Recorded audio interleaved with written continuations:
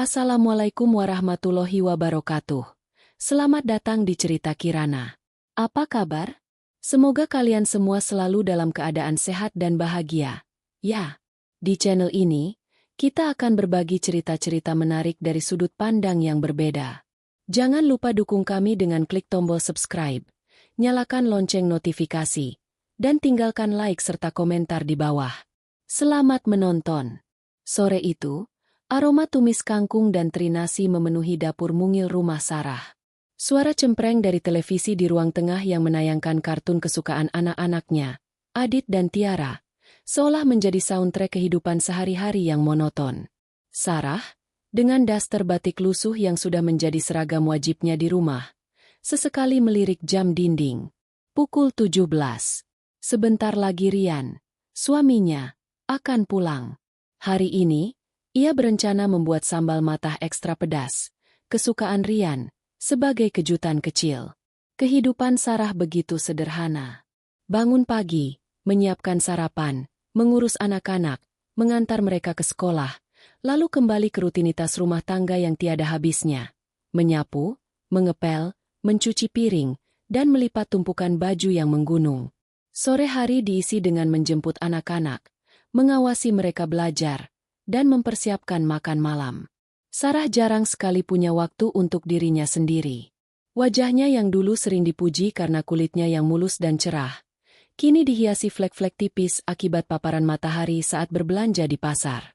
Rambutnya yang dulu tergerai indah, kini hanya diikat asal-asalan. Tubuhnya yang dulu ramping, kini sedikit berisi.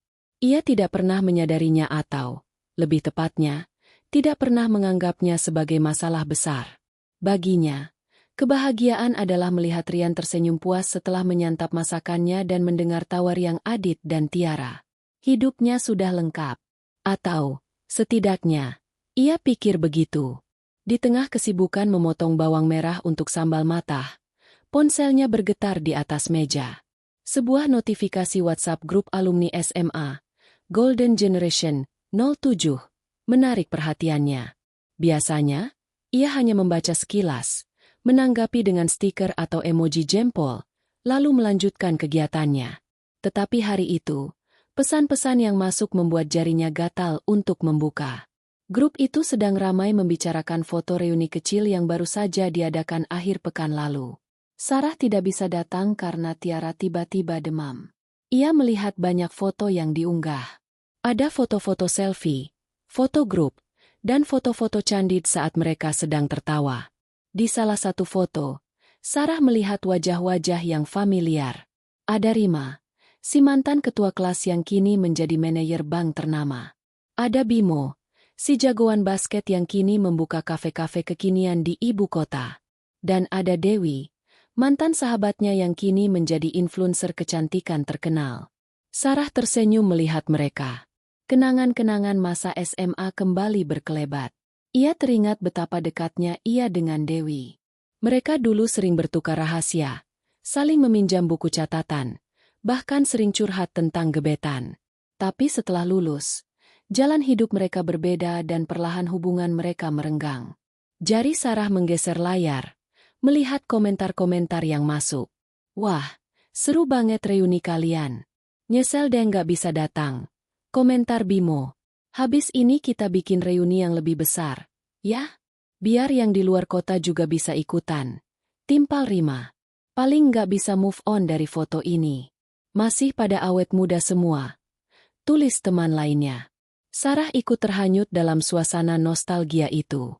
Namun, matanya terpaku pada salah satu komentar yang baru saja masuk. Komentar itu datang dari Dewi. Ini fotonya siapa? Kok kayak kenal? Ini Sarah ya? Astaga, kamu kok udah nggak terurus banget, sih? Dulu padahal paling cantik di angkatan kita. Tubuh Sarah mendadak kaku. Pisau yang sedang ia pegang hampir saja jatuh. Jantungnya berdebar kencang. Ia membaca ulang kalimat itu. Lalu membacanya lagi. Kata-kata, tidak terurus. Dan, dulu padahal paling cantik. Itu seperti pisau yang menghujam tepat ke ulu hatinya. Rasa sakit yang tajam dan perih merayap di dadanya. Ia melirik pantulan dirinya di jendela dapur yang kotor. Wajah kusam, mata panda, dan rambut acak-acakan. Ia mendadak merasa sangat malu. Ia memang tidak secantik dulu. Ia memang tidak terawat. Tapi apakah harus diucapkan di depan banyak orang seperti itu? Ia merasa dihina, direndahkan. Ia merasa menjadi bahan tertawaan. Matanya berkaca-kaca. Perasaan malu, marah, dan sedih bercampur aduk. Ia ingin membalas, ingin membela diri, tapi tangannya kaku. Otaknya kosong. Bagaimana ia harus membalasnya? Mengatakan bahwa ia sibuk mengurus rumah tangga? Mengatakan bahwa ia lelah? Kata-kata itu terdengar seperti sebuah pembelaan yang lemah. Ia buru-buru mematikan ponselnya, meletakkannya di sudut meja, dan memaksakan diri untuk melanjutkan pekerjaannya. Namun, air matanya tak bisa dibendung lagi. Ia menyeka cepat dengan ujung daster, berharap tidak ada yang melihat. Hati kecilnya menjerit. Kenapa harus aku? Kenapa Dewi harus berkata seperti itu? Ia mengakhiri memasak dengan hati yang remuk. Hidangan yang seharusnya menjadi kejutan manis untuk Rian terasa hambar di lidah. Ia menyajikan makan malam dengan senyum yang dipaksakan, berusaha menutupi gumpalan kesedihan yang memenuhi dadanya. Malam itu, setelah anak-anak tidur, Sarah merebahkan diri di samping Rian. Ia masih memikirkan perkataan Dewi. Pikiran itu terus berputar-putar di kepalanya. Kata-kata itu membekas dan menorehkan luka yang dalam di hatinya. Ia tidak bisa lagi melihat dirinya di cermin tanpa teringat ucapan pedas itu. Malam itu, Sarah tidak bisa tidur. Ia membalikan badan ke kanan dan ke kiri. Namun bayangan wajah Dewi dan kata-kata pedasnya terus menghantuinya. Ia meraih ponselnya yang tergeletak di nakas. Dengan ragu, ia membuka lagi grup WhatsApp itu. Ia melihat komentar-komentar lain yang masuk setelah pesan Dewi. Beberapa teman mencoba menengahi. Jangan gitu ah. Sarah kan sibuk ngurus anak. Wajar aja. Tulis Rima. Betul tuh, Rima. Kita kan udah nggak kayak ABG lagi yang bisa dandan setiap saat. Timpal Bimo. Tetapi, ada juga komentar yang membuat hatinya semakin hancur. Haha, bener juga sih kata Dewi. Aku juga kaget lihat foto Sarah yang sekarang. Jauh banget sama yang dulu, komentar seorang teman yang lain, yang membuat Sarah merasa semakin terpojok. Sarah menahan napas. Rasanya seperti semua orang sedang membicarakannya, menertawakannya di belakang layar. Ia merasa begitu kecil, begitu tidak berharga. Ia mulai membandingkan dirinya dengan teman-teman lain di grup. Mereka semua terlihat sukses, mandiri, dan terawat. Foto-foto profil mereka menampilkan senyum cerah dengan pakaian yang stylish dan riasan yang flawless. Sementara dirinya, hanya foto selfie buram dengan senyum lelah dan mata yang sayu. Rasa minder mulai menggerogoti dirinya. Ia mulai merasa tidak pantas bersanding dengan Rian, suaminya yang tampan, sukses, dan disukai banyak orang. Ia membayangkan Rian akan bosan padanya, mencari wanita lain yang lebih cantik dan terawat. Ketakutan itu membuat air matanya kembali menetes. Pagi harinya, suasana di rumah terasa berbeda. Sarah bangun lebih awal dari biasanya. Ia menyiapkan sarapan tanpa semangat. Pandangannya kosong. Rian, yang biasanya berangkat kerja setelah sarapan dan mencium keningnya, menyadari ada yang salah. Kamu kenapa, Yang? Dari kemarin kok murung terus? Tanya Rian sambil mengoleskan selai di atas roti. Sarah menggeleng pelan. Enggak apa-apa, Mas. Cuma lagi enggak enak badan aja. Rian tidak percaya. Ia mengenal Sarah lebih dari siapapun. Ia bisa melihat ada kesedihan mendalam di mata istrinya. Namun, ia tidak ingin memaksa. Ia tahu Sarah akan bercerita jika ia sudah siap. Sepanjang hari itu, Sarah terus dihantui oleh rasa minder. Saat mengantar Adit dan Tiara ke sekolah, ia melihat ibu-ibu lain yang tampak lebih modis. Ia merasa malu. Ia bahkan menolak saat Tiara mengajaknya berfoto di depan taman bermain. Mama jelek, sayang, bisik Sarah, yang membuat Tiara heran. Malam harinya, setelah makan malam dan anak-anak sudah terlelap, Rian duduk di sofa. Ia menepuk tempat di sebelahnya, mengisyaratkan agar Sarah duduk. Sarah, aku tahu kamu lagi ada masalah. Cerita ke aku. Kamu tahu, kan? Aku selalu ada buat kamu, ucap Rian dengan lembut. Awalnya, Sarah diam. Ia tidak tahu harus mulai dari mana. Ia merasa malu. Bagaimana ia bisa menceritakan bahwa ia begitu terpengaruh oleh ucapan seseorang yang bahkan sudah lama tidak ia temui? Enggak ada apa-apa, Mas. Sungguh. Jawab Sarah dengan suara bergetar. Jangan bohong sama aku. Sarah, matamu nggak bisa bohong. Kamu nggak percaya sama aku. Rian menatapnya lekat-lekat. Sarah akhirnya menyerah. Dengan suara lirih, ia menceritakan semuanya. Dari pesan Dewi di grup WhatsApp hingga perasaannya yang hancur karena merasa tidak berharga. Rian mendengarkan dengan sabar, tanpa memotong. Wajahnya yang semula hangat, berubah menjadi tegang saat Sarah menceritakan hinaan itu. Jadi, cuma gara-gara satu orang ngomong kayak gitu, kamu jadi kayak gini? Tanya Rian. Mas, kata-katanya menyakitkan. Aku merasa malu. Aku merasa Mas Rian akan bosan lihat aku yang sekarang. Aku takut Mas Rian cari yang lain. Ucap Sarah. Suaranya pecah dan air matanya tumpah. Rian segera mendekap Sarah. Ia mengusap rambut istrinya dengan penuh kasih. Dengar aku baik-baik. Sarah, aku nikah sama kamu bukan karena kamu cantik atau terawat. Aku nikah sama kamu karena hatimu. Karena kamu adalah ibu yang luar biasa untuk anak-anak kita.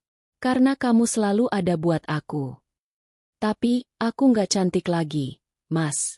Bisik Sarah di dada Rian. Siapa bilang? Di mataku.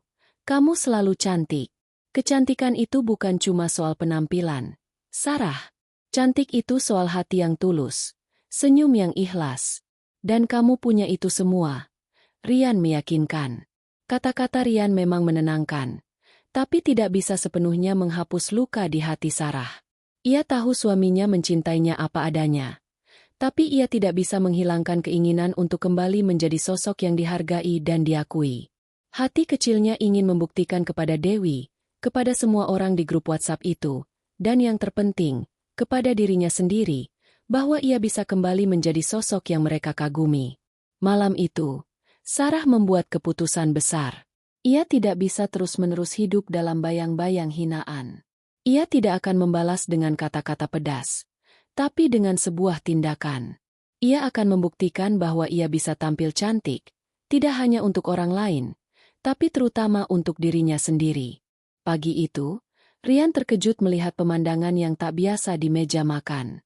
Sarah sudah rapi. Ia mengenakan celana jeans dan kaos yang bersih. Rambutnya yang biasanya diikat asal kini digerai. Meskipun tidak mengenakan riasan, wajahnya tampak lebih segar. Sebuah buku catatan dan pulpen tergeletak di samping piringnya, penuh dengan coretan dan tulisan. Kamu mau kemana, sayang? Tanya Rian sambil menuangkan teh ke dalam cangkirnya. Sarah tersenyum, senyum yang tulus, bukan senyum yang dipaksakan seperti kemarin. Aku mau ke pasar, Mas. Tapi sebelumnya, aku mau buat jadwal baru. Aku putuskan, aku mau berubah. Rian mengerutkan kening. Berubah? Maksudnya? Aku nggak mau terus-terusan merasa minder dan sedih gara-gara omongan orang. Aku mau jadi lebih baik, lebih sehat, lebih percaya diri. Jelas Sarah. Aku nggak mau lagi cuma jadi ibu rumah tangga yang tidak terurus. Kata-kata terakhir itu diucapkan dengan nada tegas, seolah Sarah sedang berbicara pada dirinya sendiri, menguatkan tekadnya. Rian terdiam sejenak. Ia melihat tekad yang kuat di mata istrinya. Meski ia sudah meyakinkan Sarah bahwa ia mencintainya apa adanya, ia tahu bahwa rasa sakit hati Sarah tidak akan sembuh hanya dengan kata-kata. Aku dukung kamu, sayang. Tapi jangan terlalu memaksakan diri, ya. Ujar Rian sambil menggenggam tangan Sarah. Aku mencintaimu apa adanya. Loh, tapi kalau ini bikin kamu bahagia, aku akan selalu di belakangmu. Sarah mengangguk. Hatinya menghangat mendengar dukungan dari suaminya. Ia tahu perjuangannya tidak akan mudah. Ia harus menghadapi keraguan dari dirinya sendiri, tantangan dari rutinitasnya, dan mungkin cibiran dari orang lain. Namun, ia merasa memiliki kekuatan baru. Ia bertekad, kali ini, ia akan melakukannya demi dirinya sendiri. Malam harinya, setelah anak-anak terlelap, Sarah mulai menyusun rencana. Ia membuka internet dan mencari artikel tentang transformasi ibu rumah tangga, perawatan kulit sederhana, dan olahraga di rumah. Ia membuat daftar panjang, membagi-baginya menjadi kategori. 1. Perawatan diri. Mulai rutin membersihkan wajah 2 kali sehari.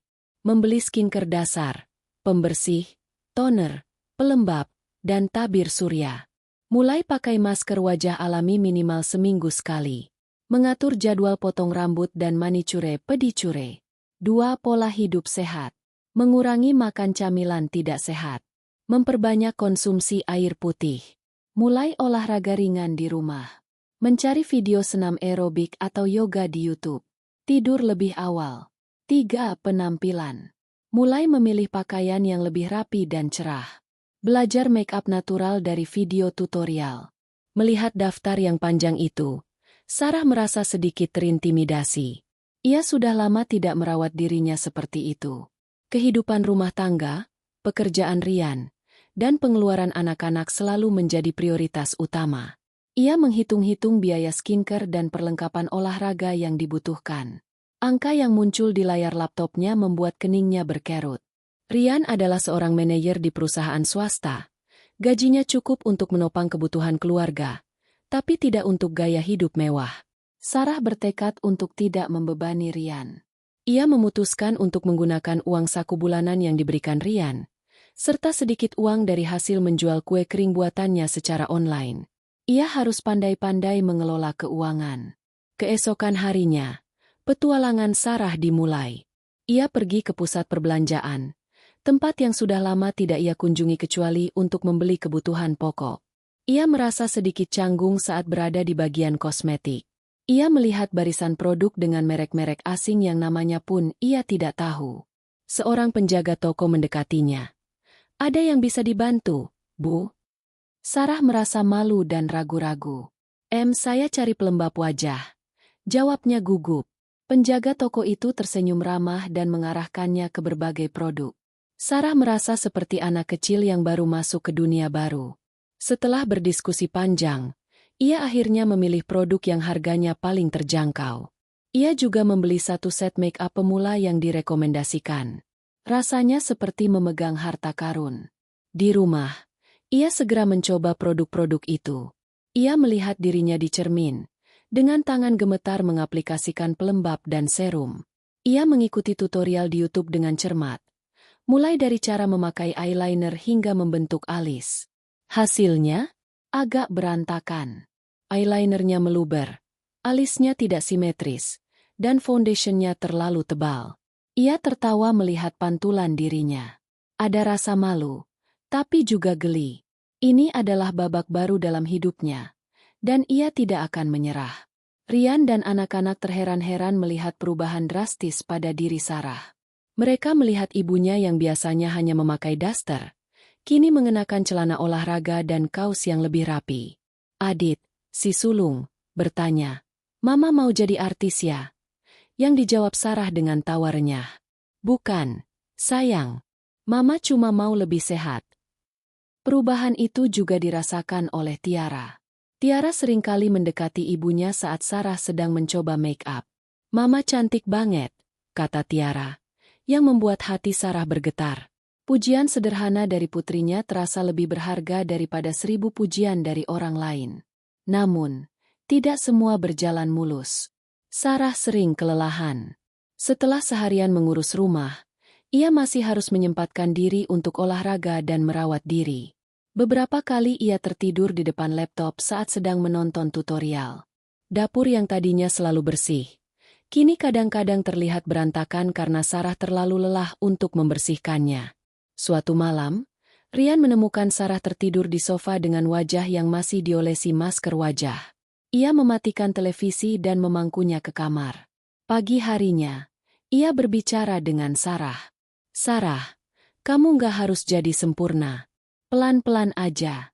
Jangan sampai kamu sakit karena terlalu memaksakan diri, ujar Rian dengan nada khawatir. Aku baik-baik aja, Mas. Cuma belum terbiasa, jawab Sarah. Ia tahu suaminya mengkhawatirkannya, tapi ia tidak mau menyerah. Ia ingin membuktikan kepada dirinya sendiri bahwa ia bisa. Perjuangan Sarah berlanjut. Ia mulai mengatur jadwal dengan lebih efisien. Ia bangun lebih pagi untuk berolahraga, melakukan perawatan saat anak-anak sedang sekolah, dan belajar make up saat malam hari. Perlahan tapi pasti, ia mulai terbiasa. Ia mulai menikmati proses ini. Perawatan diri bukan lagi sebuah beban, melainkan ritual yang membuatnya merasa lebih baik. Rian juga mulai menunjukkan dukungannya dengan cara yang berbeda. Ia sering membantu membereskan dapur setelah makan malam, atau mengurus anak-anak saat Sarah sedang berolahraga. Ia tidak lagi protes, karena ia melihat bagaimana semangat Sarah kembali membara. Keputusan Sarah untuk berubah tidak hanya tentang penampilan, tapi juga tentang mentalitas. Ia belajar untuk lebih mencintai dirinya sendiri, menghargai waktu untuk dirinya, dan tidak lagi membiarkan kata-kata orang lain mendefinisikan dirinya. Perjalanan transformasi Sarah tidaklah semudah yang dibayangkan. Setelah euforia awal, ia mulai merasakan beratnya rintangan yang muncul satu persatu. Ia harus belajar menyeimbangkan waktu antara peran ibu rumah tangga, istri, dan kini, peran baru sebagai wanita yang merawat diri. Hari-hari Sarah menjadi sangat padat. Jam 5 pagi, ia sudah bangun untuk berolahraga ringan di depan televisi, mengikuti instruktur senam yang energik di YouTube. Sambil menunggu air mendidih untuk membuat teh, ia menyempatkan diri mengaplikasikan serum wajah. Setelah itu, ia harus buru-buru menyiapkan sarapan, seragam sekolah, dan bekal untuk Adit dan Tiara. Rutinitas ini membuat fisiknya seringkali kelelahan. Kadang, ia merasa malas untuk berolahraga, ingin sekali kembali ke kebiasaan lamanya yang santai. Namun, setiap kali rasa malas itu muncul, ia teringat komentar pedas Dewi. Kenangan itu seperti cambuk yang memacunya untuk terus maju. Masalah finansial juga mulai terasa. Produk skincare yang ia beli memang yang paling terjangkau, tetapi pengeluaran itu tetap saja memotong alokasi keuangan bulanan. Belum lagi, ia mulai tertarik pada pakaian-pakaian baru yang lebih modis. Ia merasa bersalah karena mengeluarkan uang untuk dirinya sendiri, padahal Rian bekerja keras untuk mencukupi kebutuhan keluarga. Suatu sore, saat Rian pulang, ia melihat sebuah paket dari ekspedisi di ruang tamu. Sarah baru saja membeli beberapa produk make up secara online. Rian mengambil paket itu dan melihat-lihat isinya. "Kamu beli ini lagi, Yang?" tanya Rian. Nadanya terdengar sedikit khawatir. "Kita kan lagi nabung buat liburan akhir tahun." Sarah merasa kaget dan sedikit tersinggung. "Aku cuma beli yang perlu kok, Mas. Ini juga pakai uang yang aku tabung sendiri," jawabnya. "Lagian, aku kan juga butuh merawat diri, Mas. Mas nggak suka ya aku dandan?" Rian menggeleng. "Bukan gitu, sayang. Aku suka kok kamu dandan. Kamu jadi kelihatan lebih cerah. Tapi aku cuma khawatir. Belakangan ini kamu terlalu fokus sama penampilan. Kamu jadi kurang istirahat. Aku lebih suka Sarah yang dulu. Yang penting kamu bahagia. Enggak peduli kamu dandan atau enggak." Kata-kata Rian, meskipun niatnya baik, menusuk hati Sarah. Ia merasa usahanya tidak dihargai. Ia merasa Rian lebih menyukai dirinya yang dulu, yang tidak terurus, tapi lebih santai dan tidak memusingkan penampilan. Rasa kecewa itu membuat Sarah terdiam. Ia tidak tahu harus menjawab apa. Ia kembali ke kamarnya, meninggalkan Rian di ruang tamu. Malam itu, mereka tidur dengan perasaan canggung. Ada jarak yang terasa di antara mereka. Sarah merasa Rian tidak sepenuhnya mendukungnya, sementara Rian merasa Sarah terlalu berlebihan dalam upayanya untuk berubah. Namun, rintangan terbesar Sarah datang dari dirinya sendiri. Ia mulai merasa tertekan. Setiap pagi, ia menatap cermin, mencari perubahan yang signifikan. Ketika ia melihat flek-flek di wajahnya masih ada dan lingkar hitam di bawah matanya masih terlihat, ia merasa putus asa.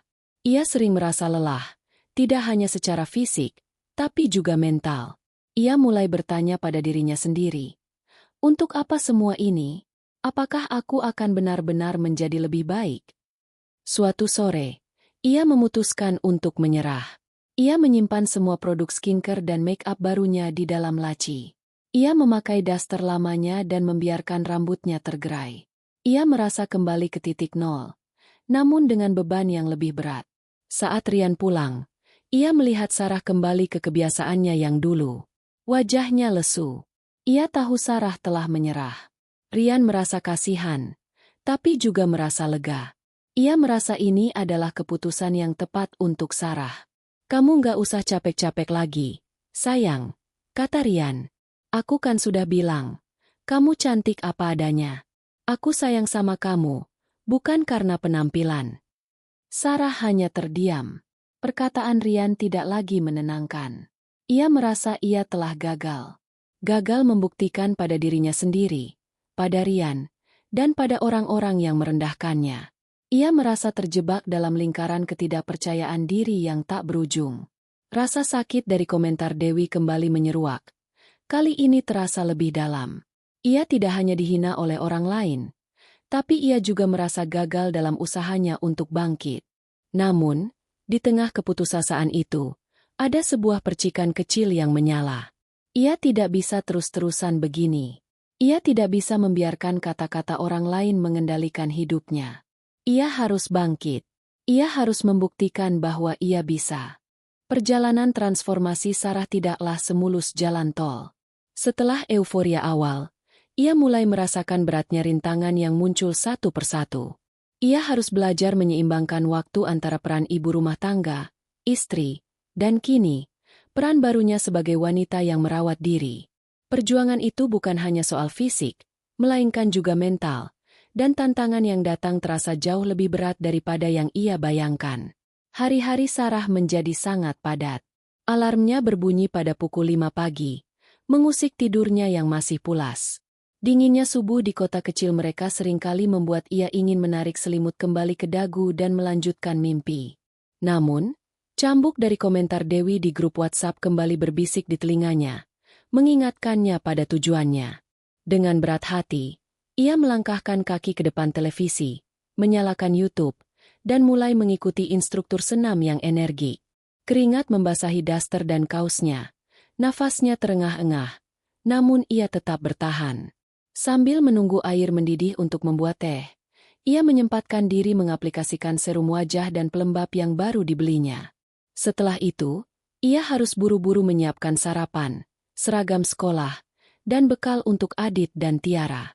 Rutinitas ini membuat fisiknya seringkali kelelahan. Kadang, ia merasa malas untuk berolahraga, ingin sekali kembali ke kebiasaan lamanya yang santai. Namun, setiap kali rasa malas itu muncul, ia teringat komentar pedas Dewi. Kenangan itu seperti cambuk yang memacunya untuk terus maju. Tidak terurus. Kata-kata itu terus bergaung di kepalanya, memaksanya untuk terus bergerak. Masalah finansial juga mulai terasa. Produk skincare yang ia beli memang yang paling terjangkau, tetapi pengeluaran itu tetap saja memotong alokasi keuangan bulanan. Belum lagi, ia mulai tertarik pada pakaian-pakaian baru yang lebih modis. Ia merasa bersalah karena mengeluarkan uang untuk dirinya sendiri, padahal Rian bekerja keras untuk mencukupi kebutuhan keluarga. Hatinya terombang-ambing antara keinginan untuk tampil baik dan rasa bersalah karena membebani Rian. Suatu sore, saat Rian pulang, ia melihat sebuah paket dari ekspedisi di ruang tamu. Rian mengangkat paket itu dan melihat-lihat isinya. Di dalam kotak itu, ada beberapa produk make-up yang Sarah beli secara daring, termasuk foundation dan lipstick dengan warna-warna cerah. "Kamu beli ini lagi, Yang?" tanya Rian. Nadanya terdengar sedikit khawatir. "Kita kan lagi nabung buat liburan akhir tahun." Sarah merasa kaget dan sedikit tersinggung. "Aku cuma beli yang perlu kok, Mas. Ini juga pakai uang yang aku tabung sendiri," jawabnya. "Lagian, aku kan juga butuh merawat diri, Mas. Mas nggak suka ya aku dandan?" Rian menggeleng. "Bukan gitu, sayang. Aku suka kok kamu dandan. Kamu jadi kelihatan lebih cerah. Tapi aku cuma khawatir. Belakangan ini kamu terlalu fokus sama penampilan. Kamu jadi kurang istirahat. Aku lebih suka Sarah yang dulu. Yang penting kamu bahagia. Enggak peduli kamu dandan atau enggak. Kata-kata Rian, meskipun niatnya baik, menusuk hati Sarah. Ia merasa usahanya tidak dihargai. Ia merasa Rian lebih menyukai dirinya yang dulu, yang tidak terurus, tapi lebih santai dan tidak memusingkan penampilan. Rasa kecewa itu membuat Sarah terdiam. Ia tidak tahu harus menjawab apa. Ia kembali ke kamarnya, meninggalkan Rian di ruang tamu. Malam itu, mereka tidur dengan perasaan canggung. Ada jarak yang terasa di antara mereka. Sarah merasa Rian tidak sepenuhnya mendukungnya, sementara Rian merasa Sarah terlalu berlebihan dalam upayanya untuk berubah. Ia merasa Sarah terlalu jauh melangkah, bahkan sampai mengorbankan kesehatannya sendiri. Ia rindu Sarah yang dulu, yang selalu ceria dan tidak pernah memusingkan penampilan. Namun, rintangan terbesar Sarah datang dari dirinya sendiri.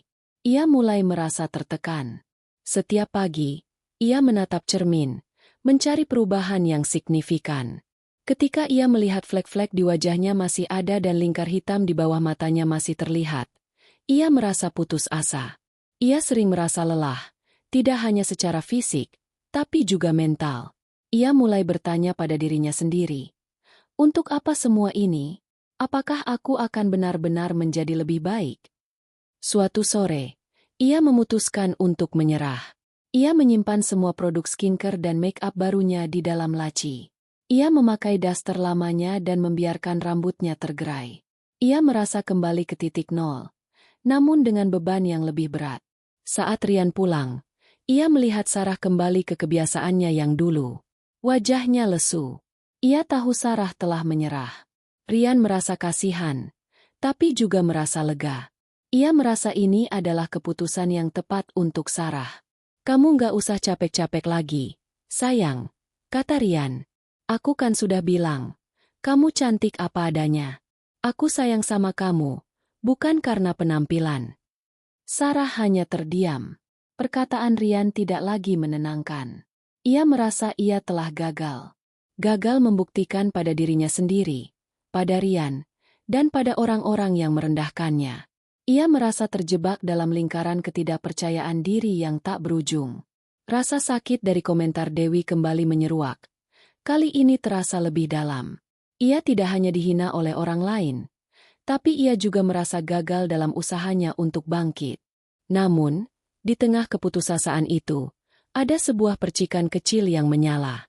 Ia tidak bisa terus-terusan begini. Ia tidak bisa membiarkan kata-kata orang lain mengendalikan hidupnya. Ia harus bangkit. Ia harus membuktikan bahwa ia bisa. Pagi itu, Ibu Sarah datang berkunjung tanpa pemberitahuan. Begitu pintu terbuka, ia langsung melihat raut wajah putrinya yang murung. Ibunya adalah wanita yang intuitif. Ia bisa membaca perasaan orang lain hanya dari ekspresi wajah. Sarah, ada apa denganmu? Kamu terlihat tidak sehat. Tanya ibunya dengan nada khawatir. Sarah mencoba tersenyum dan menyambutnya. Enggak ada apa-apa, Bu. Cuma sedikit lelah. Namun, ibunya tidak percaya begitu saja. Ia melihat daster lusuh yang dikenakan Sarah, rambutnya yang berantakan, dan lingkar hitam di bawah matanya. Ini bukan Sarah yang ia kenal, bukan putri yang dulu selalu ceria. Ibunya masuk ke dalam dan duduk di sofa ruang tamu. Ia menyuruh Sarah duduk di sebelahnya. Jangan bohong sama ibu. Cerita. Ibu tahu kamu sedang tidak baik-baik saja. Desak sang ibu dengan lembut namun tegas. Sarah menunduk. Perasaannya yang sudah tertekan akhirnya tumpah. Air matanya mengalir deras. Ia menceritakan semuanya. Dari pesan di grup WhatsApp, perasaannya yang sakit hati, usahanya untuk berubah, hingga kegagalannya yang membuatnya merasa putus asa. Ia juga menceritakan bagaimana Rian yang, tanpa disadari, membuat ia merasa semakin buruk. Aku merasa gagal, Bu. Aku sudah coba, tapi ternyata sulit sekali. Aku capek. Aku nggak tahu harus gimana lagi. Isak Sarah. Ibunya mendengarkan dengan sabar. Tangannya mengusap-usap punggung Sarah, memberikan kehangatan dan kenyamanan yang sangat Sarah butuhkan. Setelah Sarah selesai bercerita, ibunya memeluknya erat. "Nak, dengarkan ibu baik-baik," ujar ibunya dengan suara yang menenangkan. "Menjadi seorang istri dan ibu itu bukan pekerjaan yang mudah. Wajar kalau kamu merasa lelah. Wajar kalau kamu merasa tidak punya waktu untuk dirimu sendiri. Kamu tidak gagal, sayang. Sama sekali tidak. Tapi, aku merasa seperti dibilang tidak terurus, Bu. Dan itu benar," balas Sarah. "Kecantikan itu bukan hanya soal penampilan. Nak, kecantikan sejati itu datang dari hati yang tulus dan semangat untuk terus berjuang. Dewi tidak tahu apa yang kamu lakukan setiap hari. Ia tidak tahu bagaimana kamu berkorban untuk keluargamu. Ibu bangga padamu," kata ibunya. Perkataan ibunya membuat Sarah merasa lega. Dukungan yang tulus itu terasa seperti air dingin yang menyejukkan hatinya yang panas. Ia merasa tidak lagi sendirian. "Tapi aku ingin berubah, Bu. Aku ingin membuktikan pada diriku sendiri kalau aku bisa. Aku mau kembali seperti yang dulu. Aku mau Rian bangga padaku," bisik Sarah. "Kalau itu yang kamu inginkan, ibu akan bantu," jawab ibunya mantap. "Ibu tidak bisa membantumu membeli skincare mahal, tapi ibu bisa membantumu dengan cara lain." Ibunya kemudian memberikan beberapa tips sederhana yang ia pelajari dari resep turun-temurun. "Kamu tahu, ibu dulu juga punya kulit kusam seperti ini," katanya sambil menunjuk flek-flek di wajahnya sendiri. "Tapi ibu pakai masker dari alpukat dan madu. Kamu juga bisa coba," usulnya. "Kamu juga bisa coba lulur dari kopi dan gula. Murah, tapi efektif." Selain itu, ibunya menawarkan bantuan yang paling berharga bagi Sarah, waktu. "Selama beberapa hari ke depan, biar ibu yang mengurus Adit dan Tiara. Kamu pakai waktumu untuk istirahat, untuk merawat dirimu. Ibu akan memasak dan membersihkan rumah. Kamu fokus saja pada dirimu," ucap sang ibu dengan tulus. Sarah terharu. Ia merasa sangat bersyukur memiliki seorang ibu yang begitu mengerti dirinya. Bantuan yang diberikan ibunya terasa lebih berharga dari apapun.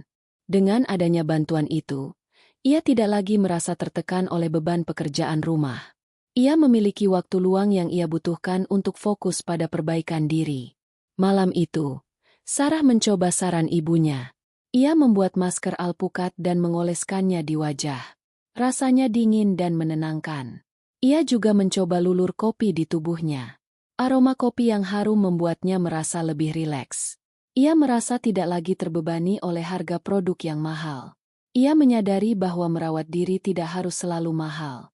Keesokan harinya, Sarah bangun dengan perasaan yang berbeda.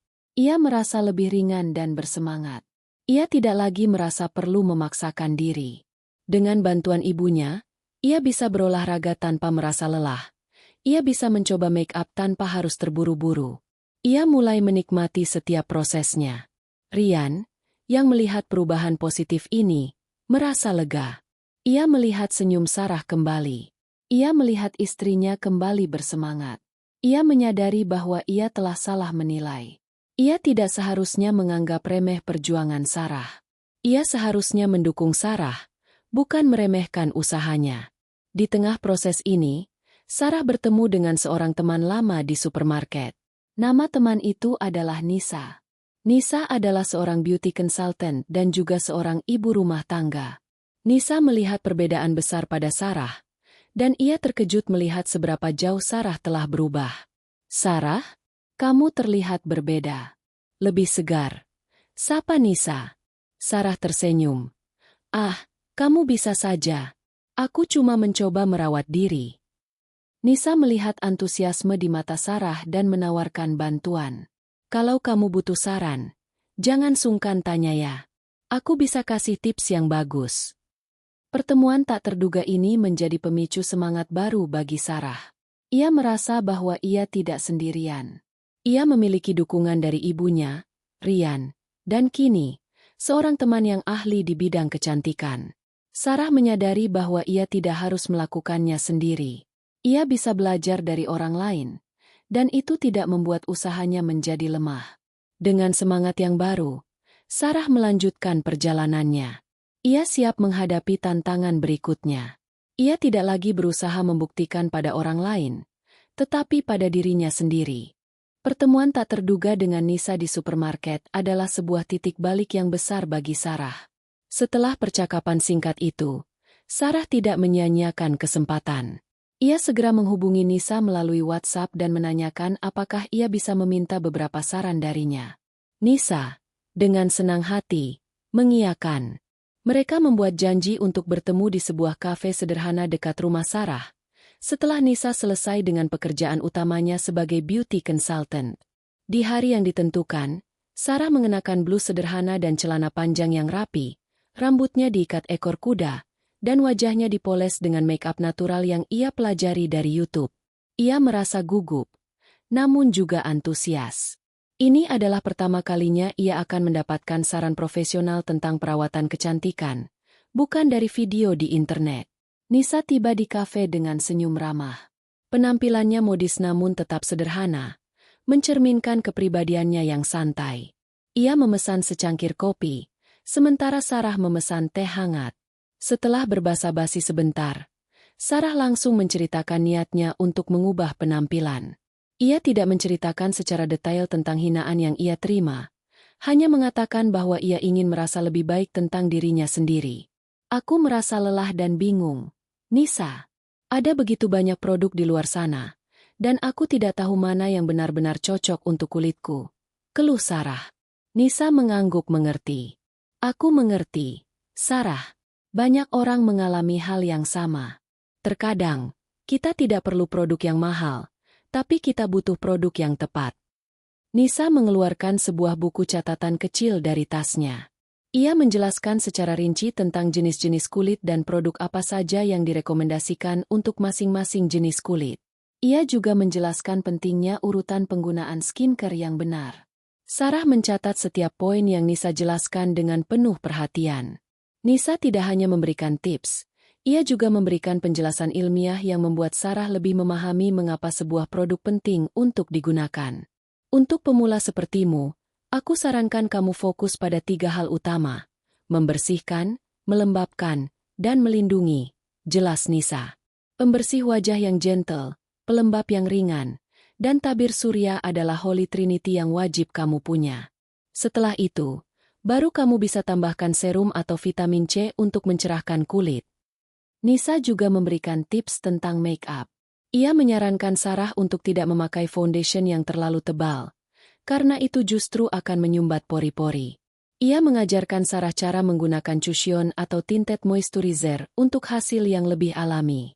Ia juga menyarankan agar Sarah memilih warna lipstick dan blush on yang sesuai dengan warna kulitnya. Intinya, Sarah, kecantikan itu bukan tentang menutupi kekurangan, tapi tentang menonjolkan kelebihan. Make-up itu seni, dan kamu adalah kanvasnya. Kamu harus bangga dengan dirimu sendiri, sayang, ujar Nisa sambil tersenyum. Kata-kata Nisa menembus hati Sarah. Ia merasa bukan hanya mendapatkan tips kecantikan, tetapi juga motivasi dan dukungan moral. Nisa tidak menghakimi penampilannya yang dulu, justru ia mendorong Sarah untuk mencintai dirinya sendiri. Setelah pertemuan itu, semangat Sarah kembali membara. Ia kembali ke rumah dengan energi yang baru. Ia menyadari bahwa ia tidak perlu membeli semua produk mahal yang ada di pasaran.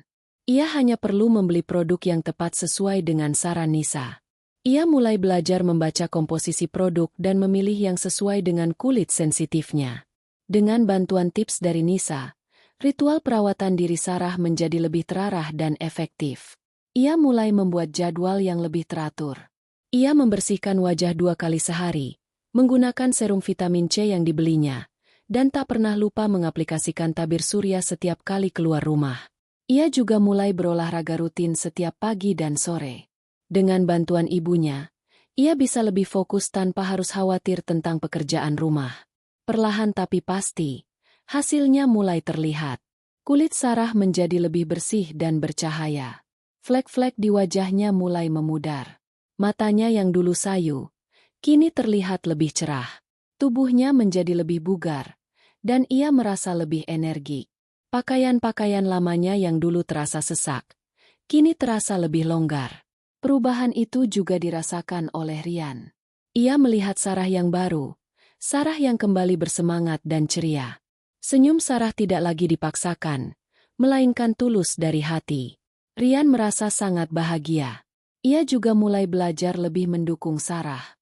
Ia sering membelikan Sarah buah-buahan dan sayuran segar, atau memijat kaki Sarah yang pegal setelah seharian beraktivitas.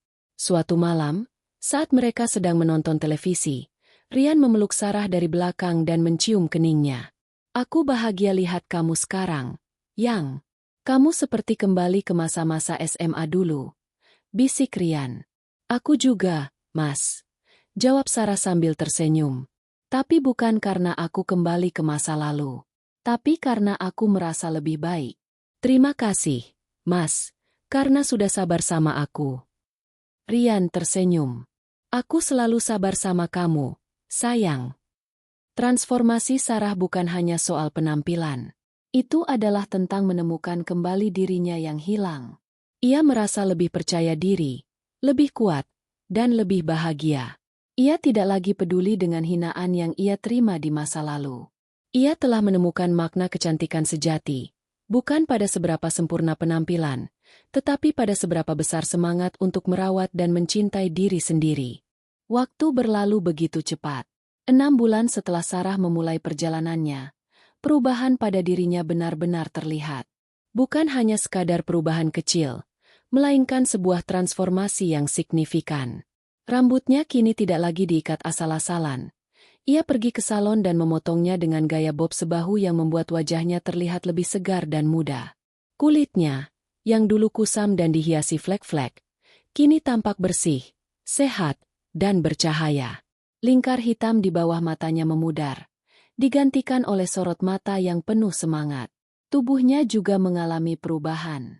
Berkat olahraga rutin dan pola makan yang lebih sehat, berat badannya turun beberapa kilogram, dan tubuhnya terlihat lebih bugar. Ia tidak lagi mengenakan daster lusuh. Ia mulai memakai pakaian yang lebih stylish dan rapi, namun tetap nyaman. Ia bahkan mulai berani memakai riasan tipis saat keluar rumah, yang membuat penampilannya semakin sempurna. Perubahan ini tidak hanya disadari oleh keluarganya, tetapi juga oleh orang-orang di sekitarnya. Ibu-ibu di sekolah Adit dan Tiara mulai menyapa Sarah dengan senyum dan pujian. "Mbak Sarah, kok sekarang pangling banget sih? Cantik sekali." Atau, "Mbak Sarah, bagi dong rahasianya biar bisa kurus dan glowing kayak gitu." Pujian-pujian itu membuat Sarah tersipu malu, namun juga merasa bahagia. Ia tidak lagi merasa minder. Ia bisa berbicara dengan ibu-ibu lain dengan lebih percaya diri. Ia tidak lagi menghindari keramaian. Ia mulai aktif di berbagai kegiatan di lingkungan rumahnya, dan ia menikmati setiap momennya. Ryan adalah orang yang paling bahagia melihat perubahan ini. Ia merasa seperti baru pertama kali bertemu dengan Sarah. Setiap pagi, ia seringkali berbisik, "Kamu cantik sekali hari ini," yang membuat pipi Sarah bersemu merah. Ryan juga lebih sering mengajak Sarah berkencan, entah itu sekadar makan malam berdua atau menonton bioskop. Momen-momen itu membuat hubungan mereka semakin harmonis. Suatu malam, Ryan mengajak Sarah ke sebuah restoran. Ia mengenakan setelan kemeja yang rapi, sementara Sarah mengenakan gaun selutut berwarna biru tua yang ia beli khusus untuk acara ini. Di tengah makan malam, Ryan menggenggam tangan Sarah. "Kamu tahu, sayang, dulu, aku khawatir kamu akan berubah karena omongan orang. Aku cuma ingin kamu bahagia, apapun itu bentuknya," ujar Ryan dengan tulus. "Tapi sekarang, aku mengerti. Perubahan ini bukan hanya soal penampilan. Ini soal bagaimana kamu mencintai dirimu sendiri. Aku bangga sekali sama kamu." Air mata Sarah hampir menetes. Ia tidak pernah menyangka Ryan akan mengatakan hal itu. Ia menyadari bahwa perjalanannya ini bukan hanya tentang membalas dendam pada Dewi, tetapi juga tentang menemukan kembali dirinya yang hilang. Ia bukan lagi sosok yang pasrah dan tak berdaya. Ia adalah wanita yang kuat, bersemangat, dan mandiri. Di tengah kebahagiaan itu, sebuah notifikasi dari grup WhatsApp Golden Generation 07 muncul. Ada sebuah pesan yang mengumumkan reuni besar. Reuni yang sesungguhnya. Reuni yang akan mempertemukan Sarah dengan Dewi dan teman-teman lamanya. Hati Sarah berdebar kencang. Ia tahu, momen ini adalah kesempatan baginya untuk menghadapi masa lalu. Sarah tidak lagi merasa takut. Ia tidak lagi merasa minder. Ia sudah membuktikan pada dirinya sendiri bahwa ia bisa. Reuni ini bukan lagi ajang untuk membuktikan diri kepada orang lain, melainkan sebuah ajang untuk merayakan keberhasilannya, dan yang terpenting, untuk menunjukkan betapa jauh ia telah melangkah. Hari-H reuni besar tiba. Jantung Sarah berdebar kencang, namun bukan karena rasa cemas atau takut, melainkan karena antusiasme yang membara. Ia menghabiskan seharian penuh untuk bersiap. Ia memilih gaun selutut berwarna marun yang sederhana namun elegan.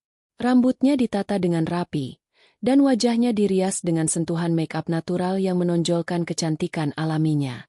Rian, yang menemaninya, terpesona melihat penampilan istrinya. "Kamu cantik sekali, sayang. Mereka pasti pangling lihat kamu," bisik Rian, memberikan kecupan hangat di pipi Sarah. Sarah tersenyum. "Terima kasih, Mas. Kalau bukan karena Mas dan Ibu, mungkin aku sudah menyerah." Mereka tiba di lokasi acara, sebuah ballroom di salah satu hotel bintang 5. Suasana begitu ramai dan meriah. Wajah-wajah yang familiar dari masa SMA memenuhi ruangan. Beberapa orang langsung mengenali Sarah, namun ada juga yang sempat ragu-ragu. Sarah disambut dengan hangat oleh teman-teman lamanya, termasuk Rima dan Bimo, yang langsung memeluknya. "Sarah, gila, kamu kok makin cantik sih sekarang? Enggak berubah sama sekali," seru Rima, yang membuat Sarah terkekeh. "Berubahlah, Ma. Masa enggak?" jawab Sarah. Rima memandang Sarah dari ujung kepala hingga ujung kaki. "Bukan itu. Maksudku, auramu beda. Kamu kelihatan lebih bahagia dan percaya diri." Perbincangan mereka diselingi oleh sapaan dari teman-teman lain. Sarah menikmati setiap momennya. Ia tertawa, bercerita tentang kehidupannya, dan mendengarkan kisah-kisah teman-temannya. Ia tidak lagi merasa kecil atau minder. Ia berbicara dengan bebas dan penuh keyakinan. Tiba-tiba, seorang wanita berjalan ke arahnya. Wanita itu mengenakan gaun mahal dan perhiasan yang mencolok. Rambutnya diblow rapi, dan wajahnya dipoles make-up tebal. Senyumnya terlihat dipaksakan. Itu adalah Dewi. Mata Dewi membelalak begitu melihat Sarah. Ia berhenti sejenak, seolah tidak percaya dengan apa yang dilihatnya. Wajahnya yang sebelumnya ceria, kini tampak tegang dan terkejut.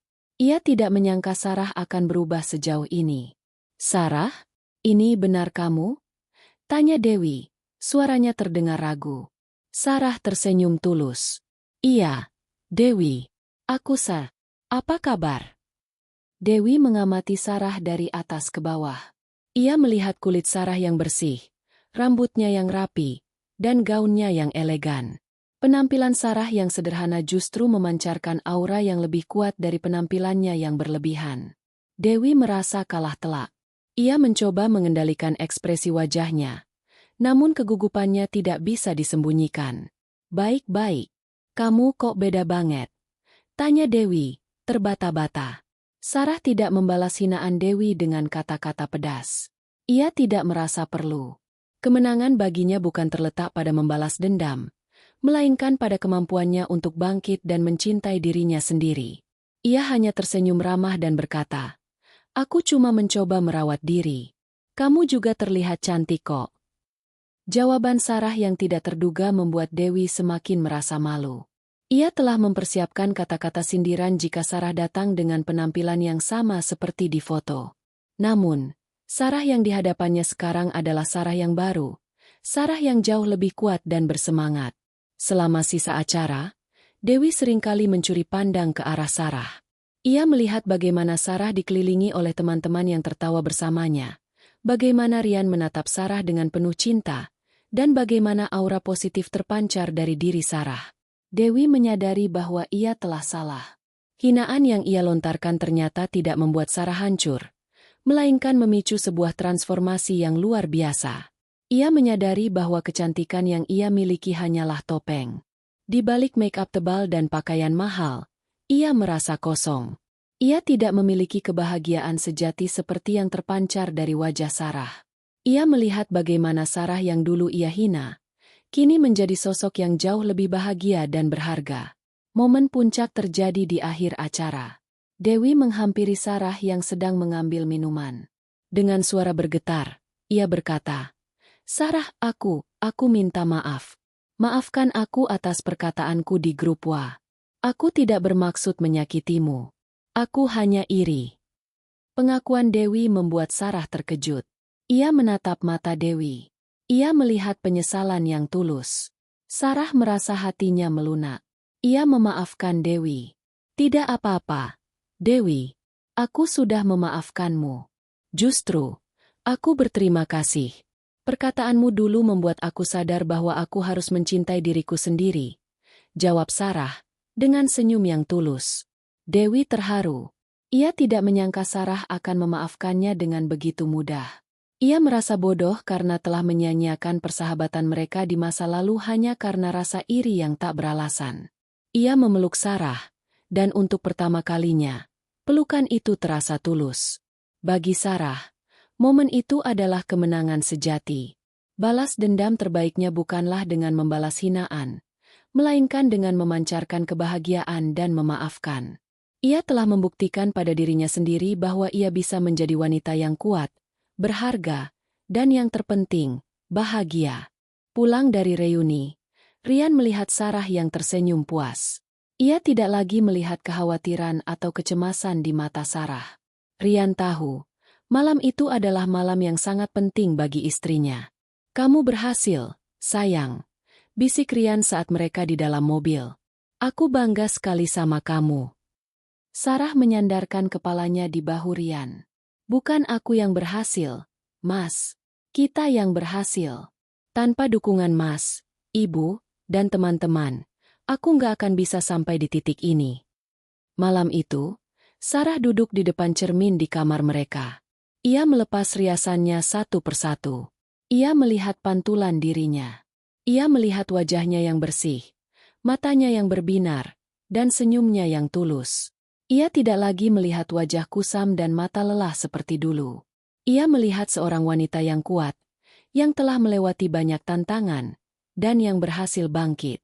Ia menyadari bahwa perjuangan selama ini bukanlah tentang menjadi cantik untuk orang lain. Bukan tentang membuktikan pada Dewi bahwa ia bisa tampil lebih baik. Perjuangan itu adalah tentang menemukan kembali makna kecantikan sejati. Kecantikan yang bukan hanya soal penampilan fisik, melainkan tentang rasa percaya diri, ketulusan hati, dan kebahagiaan yang terpancar dari dalam. Ia mengingat kembali perkataan Rian dan ibunya. Kecantikan itu bukan cuma soal penampilan, Sarah. Cantik itu soal hati yang tulus, senyum yang ikhlas. Dan, kecantikan sejati itu datang dari hati yang tulus dan semangat untuk terus berjuang. Kata-kata itu kini memiliki makna yang jauh lebih dalam baginya. Keesokan paginya, Sarah bangun dengan perasaan yang berbeda. Ia tetap melanjutkan rutinitasnya, berolahraga, merawat diri, dan menyiapkan sarapan. Namun, ia melakukannya dengan semangat yang berbeda. Ia tidak lagi melakukannya karena rasa tertekan atau keinginan untuk membalas dendam. Ia melakukannya karena ia mencintai dirinya sendiri. Ia melakukannya karena ia ingin menjadi versi terbaik dari dirinya, untuk dirinya sendiri, dan untuk keluarganya. Reuni itu menjadi momen refleksi bagi Sarah. Ia menyadari bahwa ia tidak lagi peduli dengan pendapat orang lain, terutama Dewi. Hinaan Dewi di masa lalu telah menjadi motivasi yang tidak terduga, sebuah dorongan yang membuatnya bangkit dari keterpurukan. Namun, kini ia tahu, kebahagiaannya tidak bergantung pada pengakuan orang lain.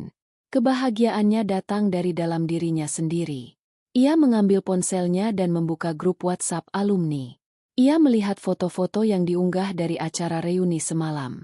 Ia melihat fotonya bersama Rian, foto bersama Rima dan Bimo, dan foto saat ia berpelukan dengan Dewi. Ia tersenyum. Ia tidak lagi merasa perlu memamerkan penampilannya. Ia telah memenangkan pertarungan batinnya. Sarah menyadari bahwa balas dendam yang paling manis adalah kebahagiaan. Dan ia, kini, sangat bahagia. Ia memiliki Rian yang mencintainya, anak-anak yang menyayanginya, dan sebuah keluarga yang harmonis. Ia tidak perlu lagi membuktikan apapun kepada siapapun. Ia telah menemukan makna kecantikan sejati, kebahagiaan dan penerimaan diri. Beberapa hari setelah reuni, kehidupan kembali ke ritme normal.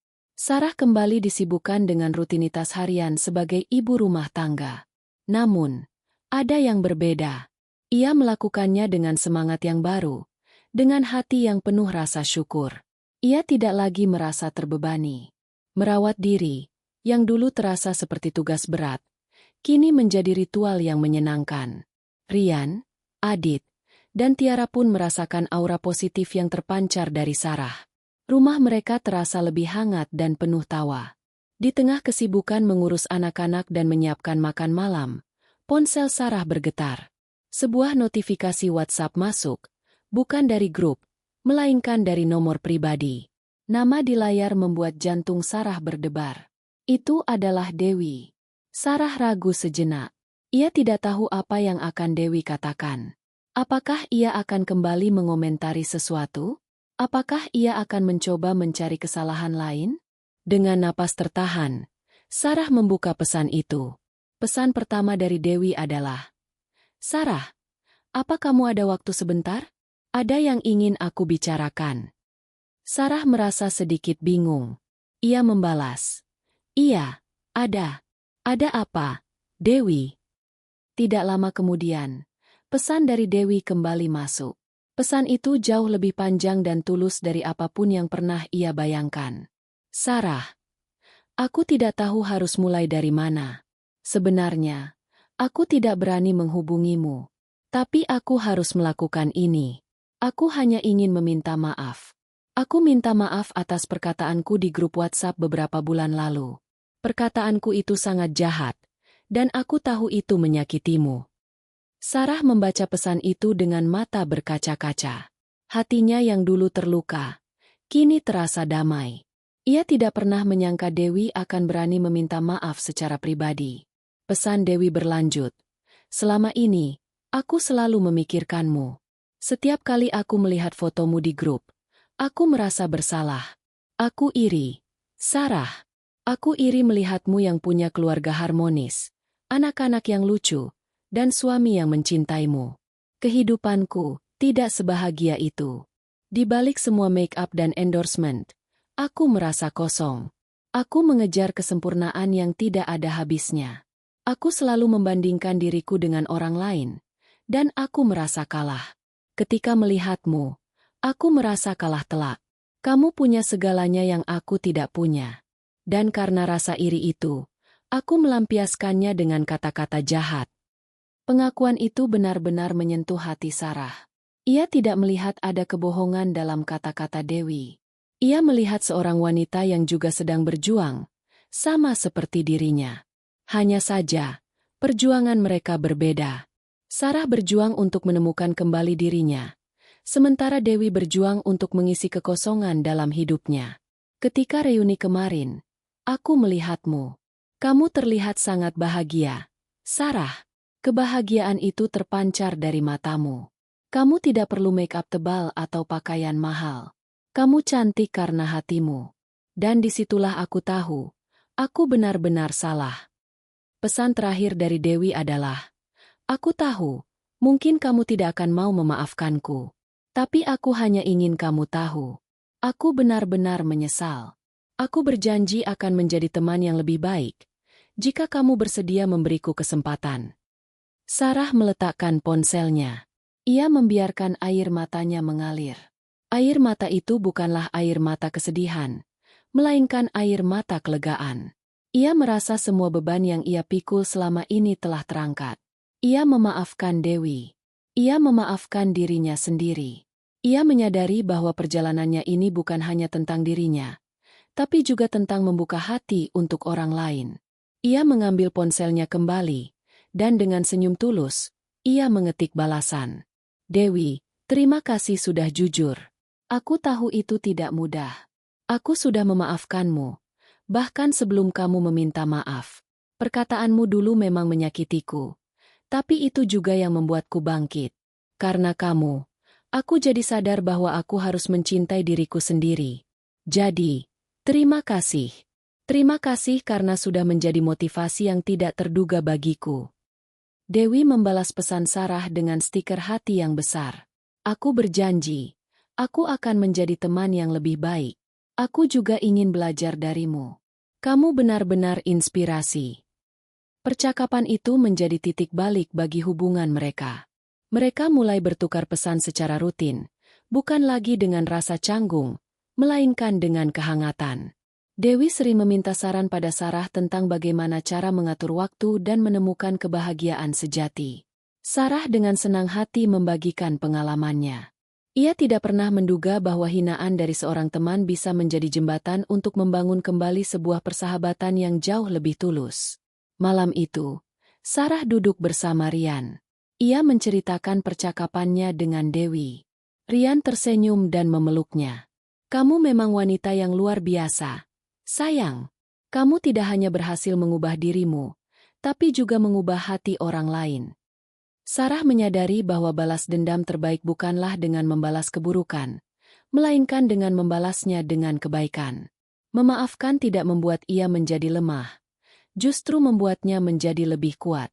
Ia telah melangkah maju, melepaskan masa lalu, dan membuka pintu untuk babak baru yang penuh kebahagiaan. Beberapa bulan kemudian, kehidupan Sarah telah berubah total. Ia tidak lagi merasa tertekan oleh standar kecantikan orang lain. Ia merawat dirinya bukan lagi untuk membuktikan sesuatu, melainkan karena ia menyayangi dirinya sendiri. Rutinitas perawatan diri dan olahraga menjadi bagian tak terpisahkan dari hidupnya, bukan karena kewajiban, melainkan karena ia menikmatinya. Ia juga menemukan hobi baru, membuat kue kering dan cupcake dengan desain yang lucu. Ia mengunggah foto-foto karyanya di media sosial, dan banyak orang yang tertarik.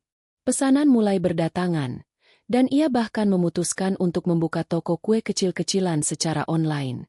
Penghasilan dari usahanya ini ia gunakan untuk membiayai hobinya dan membeli beberapa barang yang ia inginkan, tanpa harus membebani Rian. Suatu sore, saat keluarga mereka sedang berkumpul di taman, Sarah mengambil ponselnya. Ia membuka grup WhatsApp Golden Generation 07.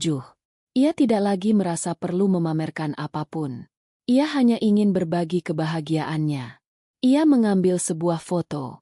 Foto itu adalah foto keluarga mereka. Rian, Adit, Tiara, dan dirinya. Mereka semua tersenyum, dengan tawa yang tulus. Rian merangkulnya erat, dan anak-anak bergelayutan di pundaknya. Foto itu memancarkan kehangatan dan kebahagiaan yang tak terlukiskan. Sarah mengunggah foto itu ke grup, tanpa embel-embel atau kata-kata pamer. Ia hanya menulis sebuah caption singkat namun penuh makna. Kecantikan sejati datang dari kebahagiaan hati. Tidak butuh waktu lama, notifikasi pun berdatangan. Astaga, Sarah, kamu bahagia sekali. Kelihatan banget dari fotonya. Senang lihatnya. Tulis Rima. Keluarga yang bahagia. Kalian inspirasi banget, Sar. Komentar Bimo. Aku setuju. Sarah, kamu benar. Kebahagiaanmu terpancar. Balas Dewi. Komentar Dewi membuat Sarah tersenyum. Ia tahu, Dewi telah berubah. Kisah Sarah bukan hanya tentang seorang wanita yang bangkit dari hinaan. Itu adalah kisah tentang bagaimana kata-kata negatif bisa diubah menjadi motivasi yang luar biasa. Ini adalah kisah tentang bagaimana sebuah luka bisa menjadi pintu gerbang menuju penyembuhan. Ini adalah kisah tentang bagaimana seorang wanita bisa menemukan kembali dirinya, mencintai dirinya apa adanya, dan menyadari bahwa kecantikan sejati tidak datang dari kosmetik mahal, melainkan dari hati yang tulus dan penuh syukur. Sarah tidak lagi terpengaruh oleh kata-kata orang lain. Ia tidak lagi mengejar standar kecantikan dunia. Ia telah menemukan versinya sendiri dari kecantikan, kebahagiaan dalam kesederhanaan, cinta dalam keluarga, dan kekuatan dalam dirinya sendiri. Babak baru dalam hidupnya telah dimulai, dan ia siap untuk menuliskan cerita-cerita yang lebih indah.